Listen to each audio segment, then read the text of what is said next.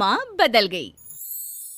कहानी उस घर की है जहाँ बहू और बेटी को एक माना जाता था, लेकिन फिर अरे शिखा बेटा, तू रसोई में क्यों घुसी रहती है? जा, रोटी मैं बना लूंगी। नहीं नहीं माँ जी, आप बैठिए, बस सारा खाना बन ही गया है। श्वेता को बोल देती हूँ, वो खाना लगा देगी सबका। सॉरी भाभी, मेरे पास वक्त नहीं है। माँ, मुझे पैसे देना, पार्लर जाना है।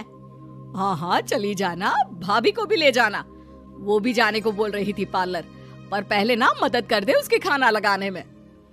देख माँ, वो बहू है, उसे बहू रहने देना, इतना सर पर मत चढ़ा भाभी को।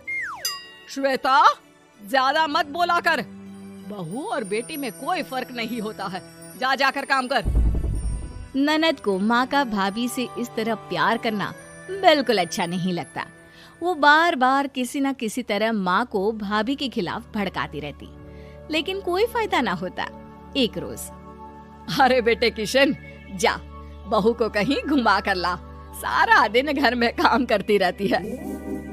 हाँ हाँ माँ, हम लोग जा रहे हैं ना गोवा। अच्छा जी, भाभी ने तो हमें बताया भी नहीं। वैसे तो सारी पंचायत करती है, ये गोवा वाली बात क्यों छुपा गई हमसे? अरे क्योंकि उसे खुद नहीं पता था बहन। मुझे टिकट सस्ती मिल रही थी तो मैंने बुक कर दिया। हाँ शिखा, पैकिंग कर ले, संडे हम जा रहे हैं गोवा। दोपहर में शिखा पैकिंग कर रही थी कि सास आ जाती है।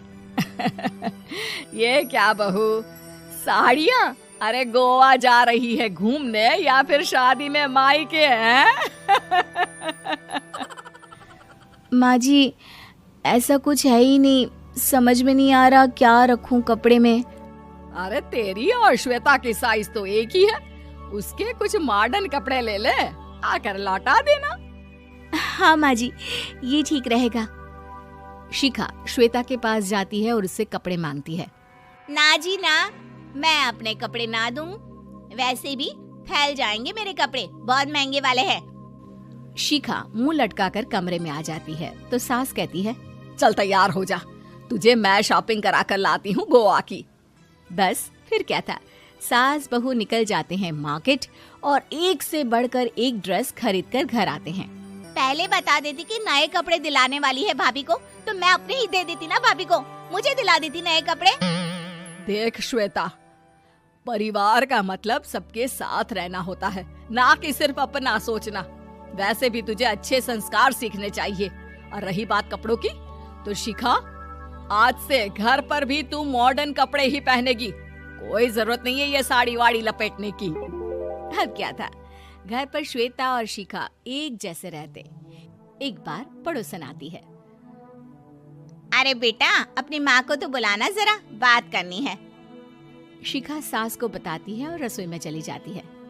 ये आपकी बेटी बहुत बड़ी हो गई है, इसके लिए एक रिश्ता है, कहो तो बता दूं। ये बेटी नहीं बहू है, घर में सब एक जैसा ही रहता है।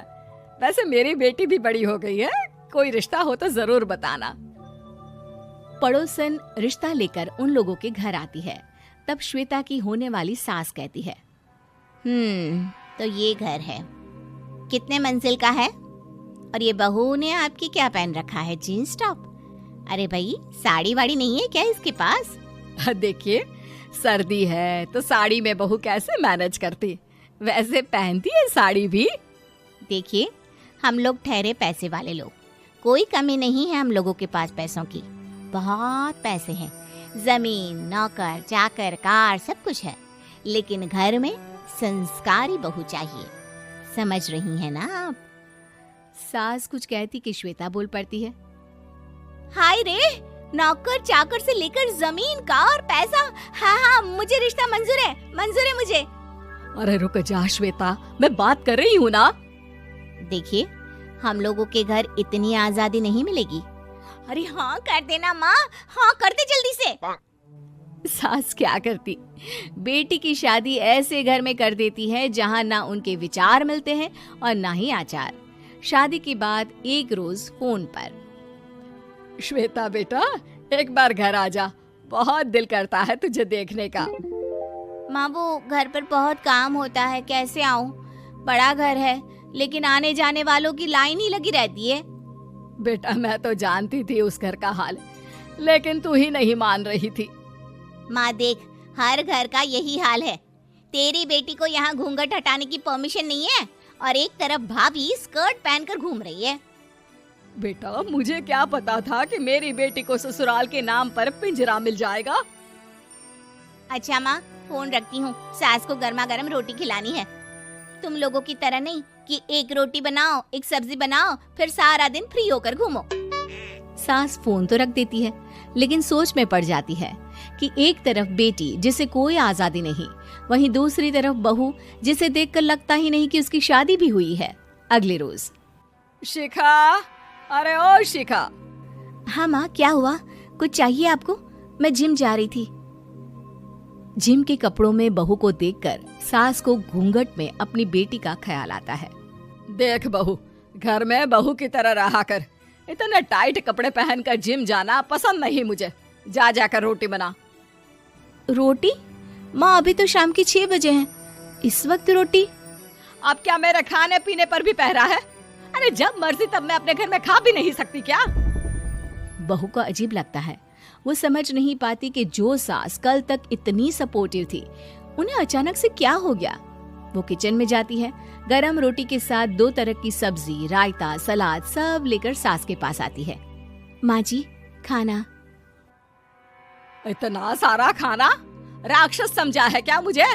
रोटी मांगी थी मैंने गर्मा गर्म बस। पर माँ जी, रोटी खाती किससे आप? सब्जी तो बनानी थी ना। अरे भूख मर गई मेरी तेरी बहस से। जा जाकर काम कर, अंदर पूरी रसोई साफ कर। बहू अंदर चली जाती है। थोड़ी देर में श्वेता घर आती है। अरे शिखा, जल्दी से चाय ला, पकवान बना, मेरी बेटी आई है। अरे नहीं नहीं माँ, ड्राइवर बाहर खड़ा है। मैं तो घर का कोई सामान खरीदने के बहाने यहाँ आ गई हूँ, मुझे जाना होगा। अरे बेटा, पर कितने दिनों बाद देख रही हूँ तुझे, रहने आ जाना 2-4 दिन के लिए। आ जाऊंगी माँ, जब मेरी सास मरेगी तब। मैं तो रोज मन्नत मानती हूँ कि मेरी सास मर जाए तो अच्छा है। अच्छा चल, जा रही हूँ माँ।